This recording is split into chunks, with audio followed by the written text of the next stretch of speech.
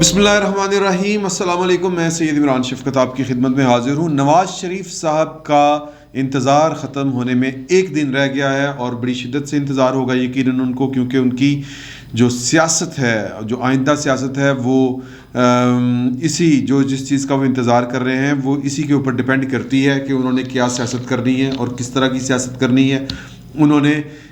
इमरान खान के ख़िलाफ़ अपनी तोपों का रुख रखना है, उनके ख़िलाफ़ सियासी जो चालबाजी होती है, वो जो जोड़ तोड़ होता है, वो जो खाड़ पिछाड़ होती है, वो करनी है, या फिर उन्होंने किसी और तरफ का रुख करना है। तो वो इंतज़ार क्या है? वो इंतज़ार है कि पाकिस्तान की इस्टेब्लिशमेंट अपने आप को न्यूट्रल रखने का जो उन्होंने वादा किया था, वो वादा वो वफा करती हैं कि नहीं करती। पिछले जो एक और इम्तहान जो आया था पिछला, जिसमें जॉइंट सेशन था और कानून साजी थी और ईवीएम की शर्त जो थी, ईवीएम वाला मामला, कानून जो था, वो इमरान खान साहब ने बेसिकली कहने वाले ये कह रहे हैं कि इमरान खान साहब ब्लैकमेल करने वाली पोजीशन में थे, क्योंकि इमरान खान साहब वो आदमी हैं जो रियासत का, मुल्क का नहीं सोचते, वो अपना सिर्फ सोचते हैं। ये उन्होंने, अगर आपको याद हो, जब तहरीक चलाई थी जिसकी उनके पीछे जो भी थी कुव्वतें थी, वो शुजा पाशा साहब थे या ज़हीरुल इस्लाम साहब थे, जो भी थे, जो 2014 को उन्होंने धरना दिया था, उस धरने में वो जो लैंग्वेज यूज़ करते थे और जो टारगेट्स जो है अपने पाकिस्तानियों को देते थे या अपने कारकुनों को देते थे कि बिल जला रहे थे हैं और समंदर पार पाकिस्तानियों को कह रहे हैं कि हुंडी के ज़रिए पैसे भेजें, इस हुकूमत को पैसे ना भेजें, लीगल चैनल यूज़ ना करें। नुकसान सियासत में वो किसका कर रहे थे? मुल्क का कर रहे थे। तो लिहाजा वो मुल्क का नुकसान करते हुए चूकते नहीं हैं। इसका अंदाज़ा पाकिस्तान की सिक्योरिटी इस्टेब्लिशमेंट को भी अच्छी तरह था, और वो क्यों ज़रूरी था, ये इस्टेब्लिशमेंट की तरफ से जो खबरें आती हैं वो ये हैं कि वो कानून साजी अगर ना होती, जो स्टेट बैंक पाकिस्तान कॉरपोरेशन वाला जो लॉ है, जिसके जो बुनियादी शर्त थी अगली किस्त के लिए IMF की, अगर वो कानून साजी ना होती तो IMF ने अगली कर्ज की किस्त नहीं देनी थी और मुल्क जो है वो स्टैंड स्टिल पे चला गया हुआ था।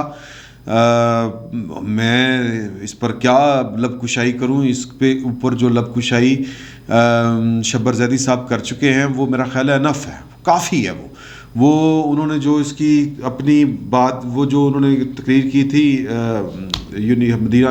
क्या नाम है जी, हमदर्द यूनिवर्सिटी में, उस तकरीर का एक चंक लोगों ने शेयर करना शुरू किया था, जिसमें उन्होंने कहा था कि जी बदल दिया पाकिस्तान, ये कर दिया। सच नहीं बोल रहे, वो बेसिकली ये कहना चाह रहे थे कि या तो आप तस्लीम कर लें कि हमने मुल्क का बेड़ा गर्क कर दिया हुआ है, मुल्क जो है वो डिफ़ॉल्ट के ऊपर चला गया, बैंकरप्सी के ऊपर चला गया, यानी कि दिवालिया हो चुका है, मुल्क का दिवालिया निकल चुका है। तो अगर जब आप मान लेंगे तो फिर आपको आसानी हो जाएगी कि अब हमने आगे किस तरह बढ़ना है। लेकिन जब आप मानेंगे नहीं, आप कबूतरों की तरह आंखें बंद कर लेंगे बिल्ली को देख के, तो फिर बिल्ली आके आपको खाएगी। तो वो ये कहना चाह रहे थे। फिर उसकी उन्होंने, जब वो बड़ा ज़्यादा शोर पड़ गया कि यार ये तो घर का आदमी लंका डा रहा है, घर का बेदी लंका डाए, तो और फिर वो जो तारीफ़ें वो जो किया करते थे खान साहब क्या और जनरल बाजवा साहब जिम्मे करके उनकी तस्वीरें थी उनके साथ, वो अगर आप तस्वीर देखें तो उनसे बड़ी उम्मीदें थी, तो छोड़ के भाग गए वो। सादा अल्फाज में अगर ये वाली बात कहूँ मैं, कि उनको पता था कि ये जो कुछ जिस तरह करके ये गिची दबा दी गई है, मतलब जो है संगीत नौ रख देना, वो पाकिस्तान के जो टैक्स पेयर्स हैं उनके ऊपर जिस तरह करके बोझ डाल दिया गया, तो लोगों ने पैसा बाहर नहीं निकालना बल्कि अंडरग्राउंड कर देना है। तो वो उन्होंने फिर अपनी तरदीद भी इस हवाले से की या वजाहत की कि जी कि मैंने वो करंट अकाउंट डेफिसिट के ऊपर बात की है कि अगर ये नहीं करेंगे तो फिर तो बैंकरप्सी ही है ना जी।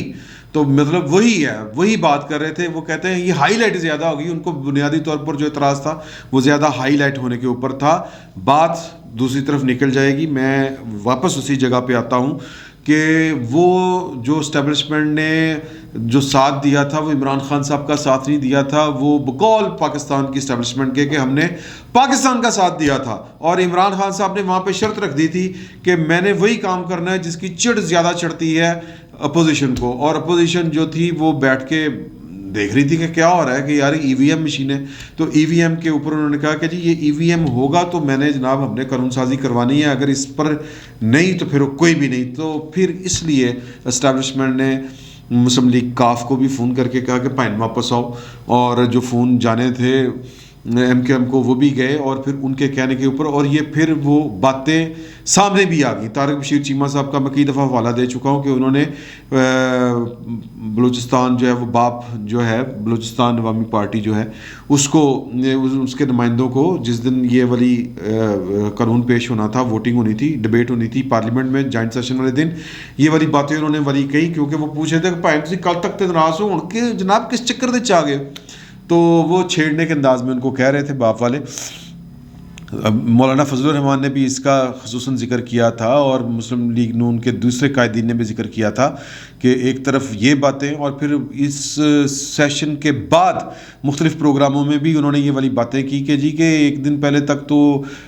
PTI کے لوگ ہم سے کہہ رہے تھے کہ ہم ابسٹین کر جائیں گے, یہ کر جائیں گے, وہ کر جائیں گے, ہم عمران خان صاحب کے ساتھ چلنے کو تیار نہیں ہیں, تو پھر یہ راتوں رات وہ کہتے ہیں کہ یہ کوئی غیر جانبداری نہیں ہے. تو پھر وہ اگین نومبر میں اور پھر اس کے بعد بھی یہ بتایا گیا, یہ وضاحتیں کی گئیں کہ یہ مجبوری تھی. تو اب اس کے بعد پھر وہ کہ اب کے مار والا معاملہ ہی سمجھیں آپ کہ KP کے جو ہے بلدیاتی انتخابات وہ 19 تاریخ کو ہو رہے ہیں اور 19 تاریخ کو یعنی 19 دسمبر کو ہونے ہیں, اور 19 دسمبر کو اگر رزلٹ جو ہے وہ جو بورڈ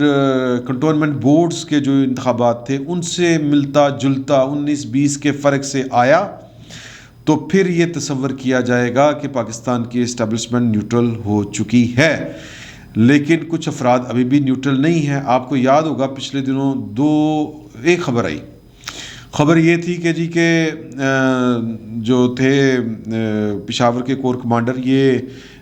ظفر نقوی صاحب نے بڑی ڈیٹیل اس کے اوپر خبر بریک کی تھی, بڑی بات کی تھی کہ جنرل فیض صاحب نے پیغام بھیجا. اجازت لینی ہوتی ہے کہ جب کور کمانڈر اسٹیشن چھوڑتا ہے تو وہ بتانا پڑتا ہے اس کو. خیر پرویز مشرف صاحب نے تو اپنے چیف آف آرمی اسٹاف کو بتائے بغیر اسٹیشن چھوڑ دیا تھا, اور وہ جب پتہ کروایا تو وہ میریٹ ہوٹل میں بیٹھ کے کسی خاتون کے ساتھ چائے پی رہے تھے, اور یہ پھر تذکرہ جو تھا ان کی وہ جو ACR ہوتی ہے اس میں بھی لکھا گیا, اور اسی ACR کو کی بنیاد کے اوپر انہوں نے کہا کہ جب میں خود چیف آف آرمی اسٹاف بنا تو میں نے اپنی جب فائل پڑھی تو اس پر اتنے ریڈ سرکل لگے ہوئے تھے, ریڈ مارکس اتنے زیادہ تھے کہ اگر میں چیف آف آرمی اسٹاف ہوتا تو میں پرویز مشرف کو, یا میں اگر وزیر اعظم ہوتا تو میں پرویز مشرف کو چیف آف آرمی اسٹاف کبھی نہ بناتا اس فائل کو دیکھ کر. تو کسی دلجا نے کہا تھا کہ پھر میاں نواز شریف نے نتیجہ بھی تو بھگت لیا نا اتنی گندی فائل والے جنرل کو چیف آف آرمی اسٹاف بنا کے. تو خیر یہ تو جو کا پارٹ. جو جنرل فیض صاحب ہیں انہوں نے اجازت طلب کی تھی جنرل قمر جاوید باجوہ صاحب سے کہ جی کہ میں اسلام آباد آنا چاہتا ہوں کسی کام کے سلسلے میں, تو مجھے آنے کی اجازت دی جائے. تو قمر جاوید باجوہ صاحب نے اس کے بعد وہ کہا کہ جی کہ آپ تو ابھی چند دن پہلے وزیر اعظم صاحب نے آپ کو طلب کیا تھا ایک میٹنگ میں, آپ وہاں پر آئے تھے تو کوئی کام شام سی تو کر لیندے, ہر دوسرے دن تو اسٹیشن چھوڑنا ٹھیک نہیں ہوتا, وہیں پہ رہے. تو پھر وہ جناب اب چیف آف آرمی اسٹاف کے پاس صرف ایک ایجنسی نہیں ہوتی, چیف آف آرمی اسٹاف کا نیٹ ورک بڑا خوفناک ہوتا ہے, جاسوسی کا اس کا اپنا ہوتا ہے. تو وہ ان کا جو ایک نیٹ ورک تھا انہوں نے وہ تصویریں کچھ جاری کر دیں یا بھیج دیں قمر جاوید باجوہ صاحب کو کہ جی کہ یہ کچھ افراد ہیں ISI کے اعلیٰ افسران ہیں, ان سے ریس کورس جو کلب ہے میں نے تو نہیں دیکھا ہوگا, نہ میں کبھی گیا ہوں اس جگہ پر پشاور میں. یہ ظفر نقوی صاحب کی خبر یہ اس طرح کر کے تھی کہ جی کہ وہاں پر وہ کچھ افسروں سے ملاقات کر رہے تھے. میں نے اپنے طور پر بھی پتہ کیا لیکن وہ سینہ گزٹی بات چل رہی تھی کہ اس طرح کا کچھ سین ہوا ہے. تو میرے ذرائع نے اس کی وہ جو دو ٹوک انداز میں جو ہوتی ہے تصدیق وہ نہیں کی تھی. میں ظفر نقوی صاحب کی خبر کو جھٹلا نہیں رہا, لیکن میں اپنے ذرائع کی بات کر رہا ہوں, اس لیے میں نے اس کے اوپر پھر وہ کوئی بات نہیں کہی تھی یا کی تھی, اس پر کوئی تبصرہ نہیں کیا تھا. اب ضمناً ذکر میں اس کا کر رہا ہوں, اور وہ بھی ظفر نقوی صاحب کی خبر کا حوالہ دے کے میں کر رہا ہوں کہ اس میں انہوں نے پھر بتایا تھا کہ جی کہ اس کا نوٹس لیا باجوہ صاحب نے, اور پھر کوئی لیٹر بھی جاری ہوا کہ جس میں اس طرح کی ملاقاتوں کے اوپر اور سیاسی قائدین اور اس طرح کی ملاقاتوں کے اوپر پابندی لگا دی گئی ہے, یعنی کہ چیف آف آرمی اسٹاف کی طرف سے. تو واللہ عالم بالصواب, اللہ بہتر جانتا ہے. یہ محض خبر جس طرح جو گردش کر رہی ہیں وہ میں آپ کو بتا رہا ہوں. تو یہ خبریں ظاہر ہے کہ یہ گردش پھر کی گئی ہوں گی. کہنے والے یہ کہتے ہیں یا بہت سے جو ناقدین ہیں وہ یہ کہتے ہیں کہ یہ جو ملاقاتیں تھیں اور یہ جو خصوصاً بلا کے بھی جو ملاقات ہوئی تھی، اور پھر عمران خان صاحب آپ کو یاد ہوگا کہ اس واقعے کے بعد کہ جب ان کو آنے نہیں دیا گیا تھا اسلام آباد میں فیض صاحب کو، تو پھر یہ وہ ہیلتھ کارڈ کے چکروں میں پشاور گئے تھے وزیر اعظم صاحب، اور الیکشن کمیشن کی واضح ہدایات کی خلاف ورزی کرتے ہوئے گئے تھے اگر آپ کو یاد ہو، اور ایک تقریب سے بھی خطاب کیا تھا. تو پھر اتنے تھے پھر کور کمانڈر تے آندہ ہی نا، اگر وزیر اعظم کسی اس کے اسٹیشن پہ آیا وہ تو اتنا بدتمیز نہیں ہو سکتا کور کمانڈر کے وہ کہ نہیں میں وزیر اعظم نے لفٹ نہیں کرانی، میں نے اس کو ہوسٹ ہی نہیں کرنا، جا کے سلامی نہیں دینی. اس طرح نہیں ہوتا. وہ وہاں پر پھر ہوئی ہوگی ملاقات، اور وہ کہتے ہیں ناقدین کہ جی کہ وہ جو کے پی کے الیکشن کا ٹاسک ہے جنرل فیض صاحب کے سپرد کیا ہوا ہے. تو اگر جو یہ باتیں کہی گئی ہیں پاکستان کی اپوزیشن، نواز شریف صاحب، مولانا فضل الرحمان صاحب، جب یہ کہتے ہیں کہ ہمیں بڑے ہائی لیول کے اوپر یہ باور کروایا گیا ہے، یقین دہانی کروائی گئی ہے کہ ہم غیر جانبدار ہیں، تو وہ لیکن وہ غیر جانبداری اس لیے نہیں رہ سکی تھی کہ وہ عمران خان کے لیے نہیں تھی، وہ پاکستان کے لیے تھی. وہ یہ مسئلہ جو میں نے آپ کو پورا سین پارٹ سنایا ہے، تو ہم ہیں غیر جانبدار. تو وہ اب یہ ٹیسٹر لگانا ہے انہوں نے کہ یہ غیر جانبداری اگر ہے تو پھر یہ رزلٹ وہی آئے گا جو نو کنٹونمنٹ بورڈ جو کے پی کے میں آیا تھا پور پرفارمنس کا. تو ویسے بھی وہ اس وقت کے پی کے میں جو حالات ہیں، وزیر اعلیٰ کے وہ جو کوئی کرتا ہے جلسہ جیسا بندہ کوئی نہیں ہوں، سمجھ رہے ہیں نا بات. تو مطلب اگر اچانک سے ووٹوں کی بھرمار ہو گئی اور سیٹوں کی بھرمار ہو گئی تو پھر تو اس کا مطلب ہوگا کہ پارٹی بھگت گئی ہے. اور اگر کوئی انفرادی طور کے اوپر بھی مطلب کسی کی ڈیوٹی اگر عمران خان صاحب نے لگائی ہوئی ہے انڈیویجلی، کیونکہ محبت تو بہت ہے نا، اور وہی محبت کا تو ساتھ پڑا تھا 6 اکتوبر کے بعد اگر آپ کو یاد ہو، تو پھر تو وہ انفرادی معاملہ جو ہے وہ پوزیشن تصور نہیں کرے گی کہ یہ انفرادی معاملہ ہے. پھر تو ڈیمانڈ آئے گی کوئی خوفناک. اگر پھر بھی اگر فرض کریں کہ کوئی بندہ بھگت گیا انفرادی طور پر عمران خان صاحب کی محبت میں، جس طرح یہ باتیں کہی جا رہی ہیں کہ جی وہ فیض صاحب کو کہا ہوا ہے کہ بھائی مہربانی کرو دھیان کرنا ہے، عمران خان صاحب نے کہا ہوا ہے، تو اگر انہوں نے دھیان کر دیا اور رزلٹ جو ہے وہ اوپر نیچے ہو گیا، اور جو توقع کے مطابق، اور جس طرح آپ کے پی کے میں دیکھیں کہ پیپلز پارٹی کے کتنے بڑے جلسے ہو رہے ہیں اور لوگ ٹوٹ کے ادھر آ رہے ہیں پیپلز پارٹی میں، تو پھر تو جناب ہو جائے گی گڑبڑ. اور گڑبڑ کیا ہوگی کہ نواز شریف صاحب پھر کم پہ ماننے کے لیے تیار نہیں ہونا. انہوں نے کہنا کہ نہیں پائیں یہ انفرادی معاملات ہے، پھر کارروائی کرو.